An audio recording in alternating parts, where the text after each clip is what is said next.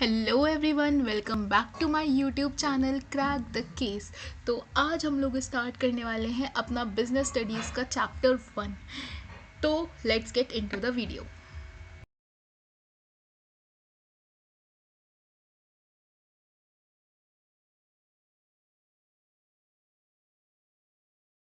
सबसे पहले मैं आप लोगों को एक थोड़ी सी स्ट्रैटेजी समझा देती हूँ कि हम लोग बिजनेस स्टडीज़ करेंगे कैसे। हम लोग थोड़े थोड़े टॉपिक्स डिस्कस करेंगे, ठीक है, और फिर उनसे रिलेटेड हम साथ के साथ ही केस स्टडीज़ भी करते जाएंगे, ठीक है। जैसे कि सपोज़ करो मैं आज या कल मैं आपको सॉरी, मैं आज या कल में आपको 2 टॉपिक या 3 टॉपिक या 4 टॉपिक पढ़ाऊंगी। उसके बाद हम बुक में से उन्हीं की केस स्टडीज़ डिस्कस करेंगे, तो आप लोगों को आइडिया हो जाएगा कि हाँ, आप लोग मेरे पढ़ाने के बाद केस स्टडीज़ कर पा रहे हो या नहीं कर पा रहे हो, ठीक है। तो आज अभी स्टार्ट करते हैं हम। तो हमारा चैप्टर 1 है evolution and fundamentals of business. अब ये है क्या? बिजनेस स्टडीज़ थोड़ा सा आराम से और थोड़ा सा ध्यान से पढ़ना, क्योंकि ये तुम लोगों के लिए एक न्यू सब्जेक्ट है, तो तुम्हें थोड़ा सा बहुत टेक्निकल लगेगा ये subject. Technical in the sense थोड़ी सी टर्मिनोलॉजीज ऐसी ही हैं इसकी। तो पर धीरे धीरे ध्यान से साथ के साथ पढ़ते जाओगे तो बहुत आसान लगेगा तुम लोगों को बिजनेस स्टडीज़। बट मैं जैसे करा रही हूँ, मेरी स्ट्रैटेजी के हिसाब से करोगे तो आई एम सो श्योर तुम लोग बहुत अच्छा स्कोर करोगे बिजनेस स्टडीज़ में, ठीक है। तो सबसे पहले हम यहाँ पे बात करते हैं ह्यूमन एक्टिविटीज़ की, कि ह्यूमन एक्टिविटीज़ होती क्या है। These are those activities which are undertaken by people. जो काम इंसान करते हैं, ठीक है, उसे हम कहेंगे ह्यूमन एक्टिविटीज़, ठीक है।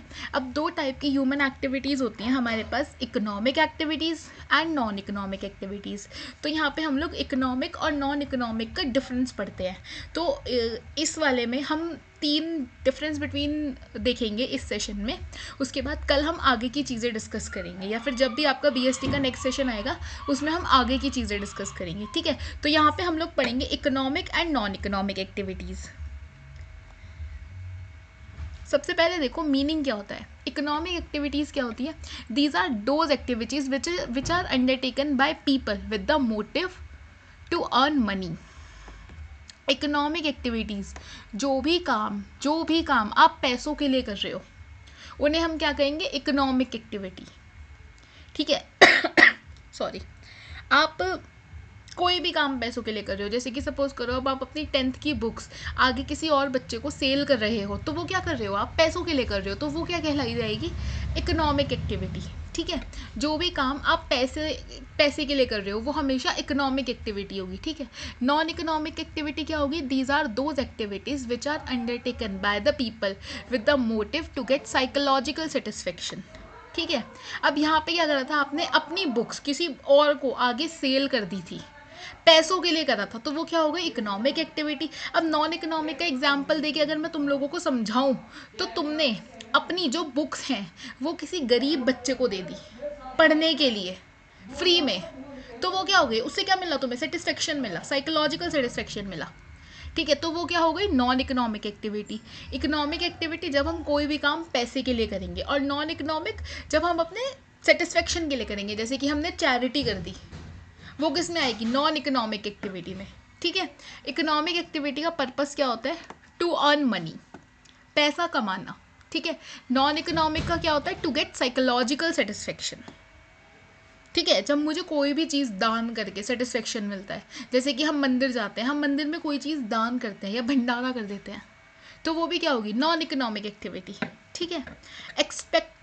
एक्सपेक्टेशन ऑफ अर्निंग, इकोनॉमिक में बिल्कुल एक्सपेक्टेड रहती है, बिल्कुल हम एक्सपेक्टेड क्या, हम काम ही पैसे के लिए करते हैं, तो इकोनॉमिक में हमें पता है कि हमारे पास पैसा आएगा, ठीक है। नॉन इकोनॉमिक में क्या होता है? पैसे का नॉट एक्सपेक्टेड, ठीक है, क्योंकि हम वो अपने साइकोलॉजिकल सेटिस्फेक्शन के लिए कर रहे हैं, ठीक है।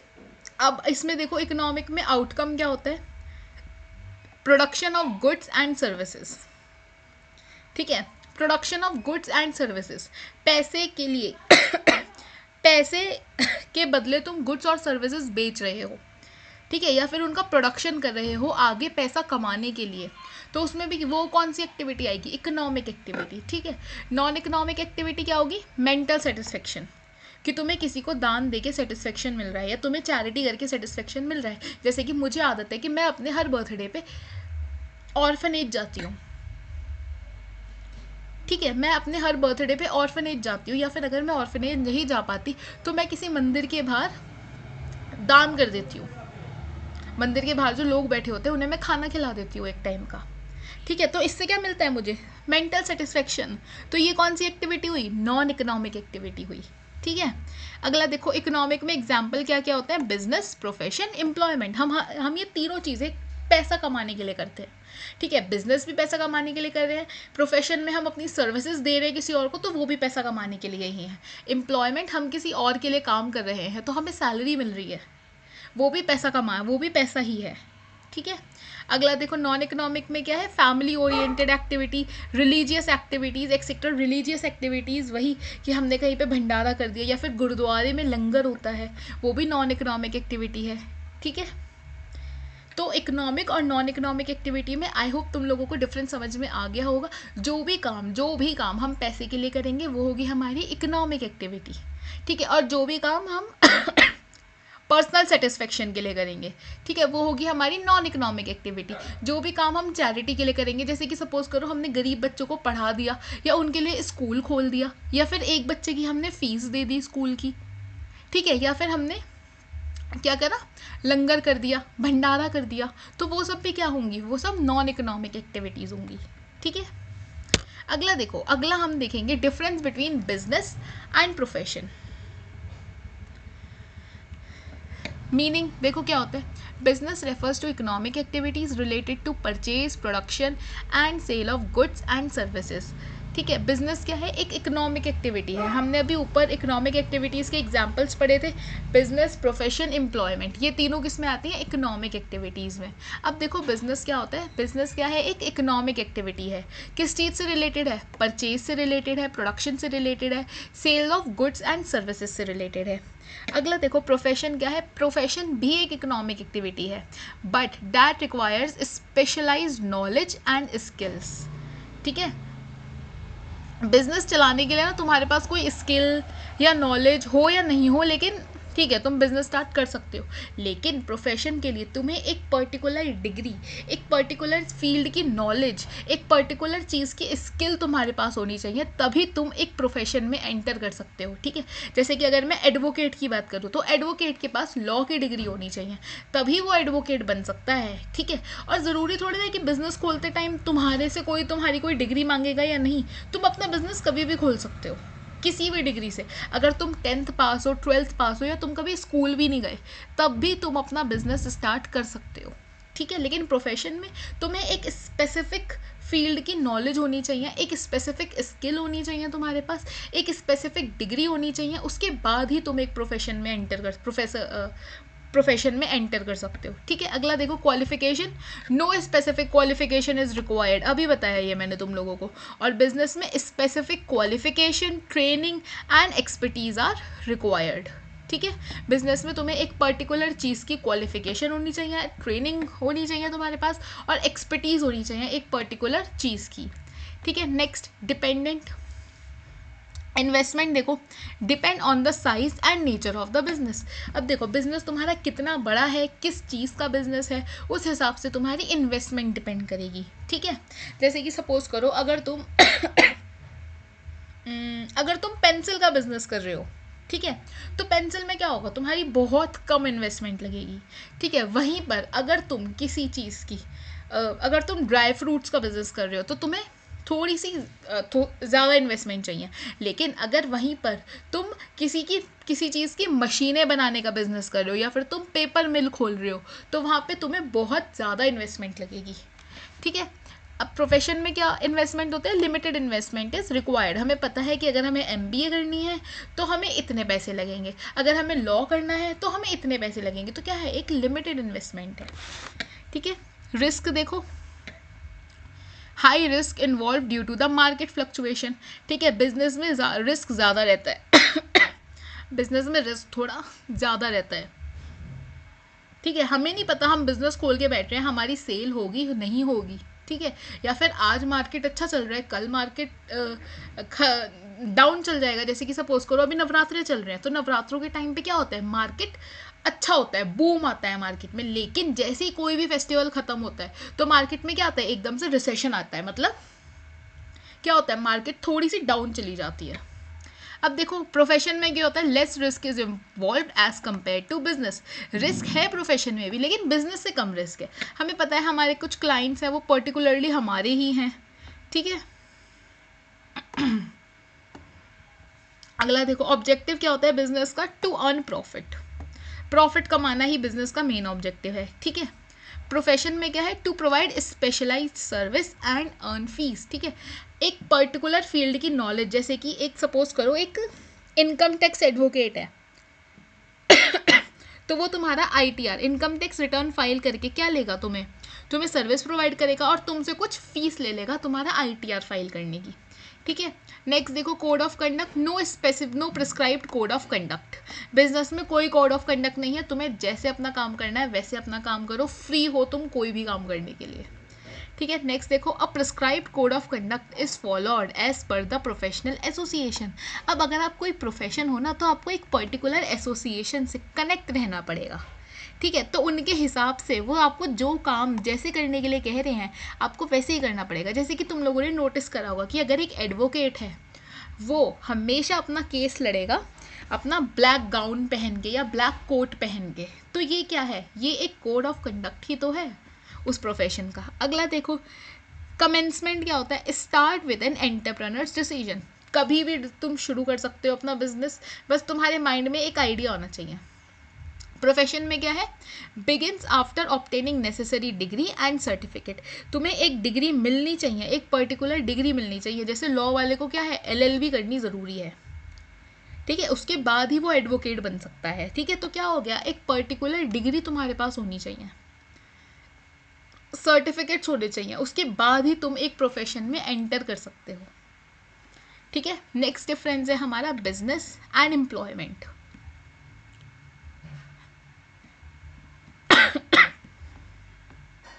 देखो बिजनेस तो हम पढ़ ही चुके हैं, ठीक है। Business involves economic activities related to production, purchase, sale of goods and services.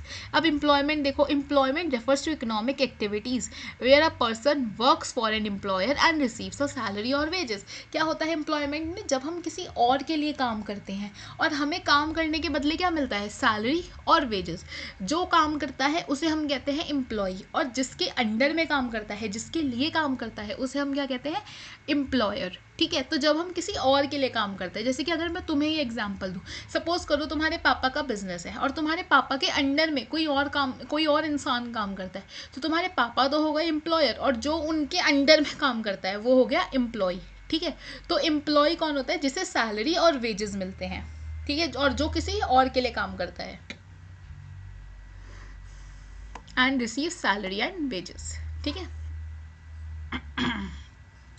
देखो अब इसमें क्वालिफिकेशन देखो, बिजनेस में no specific qualification is required. Qualification depends upon the nature on the job, ठीक है, कि तुमने कौन सी तुम्हारा जो जॉब है वो किस नेचर का है।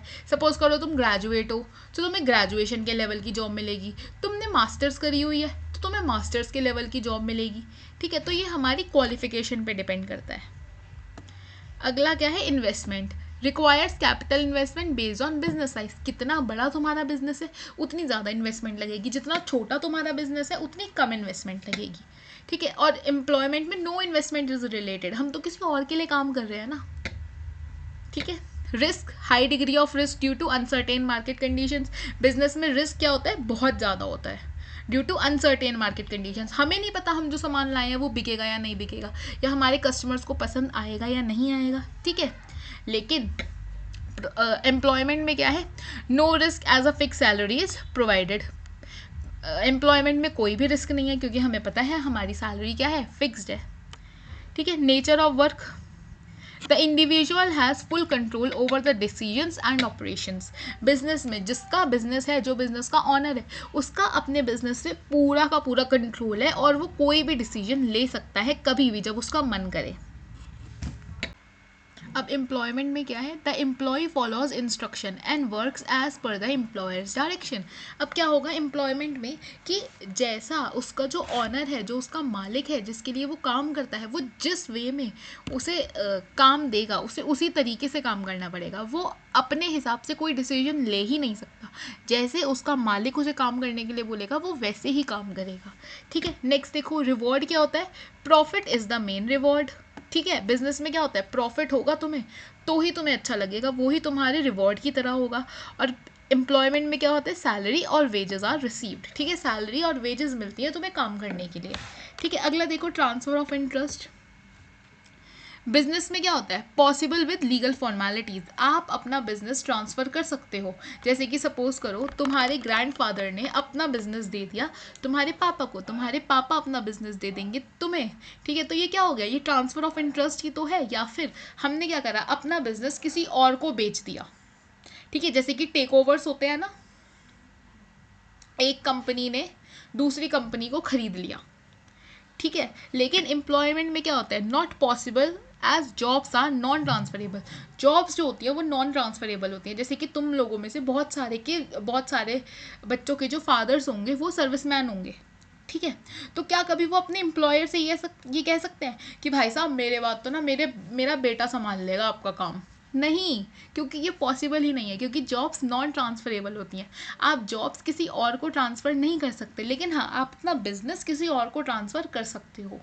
ठीक है, तो ये था, आज हमने ये 3 डिफरेंस बिटवीन पढ़े हैं, इकोनॉमिक नॉन इकोनॉमिक एक्टिविटीज़ के, बिजनेस और प्रोफेशन का, बिजनेस और एम्प्लॉयमेंट का।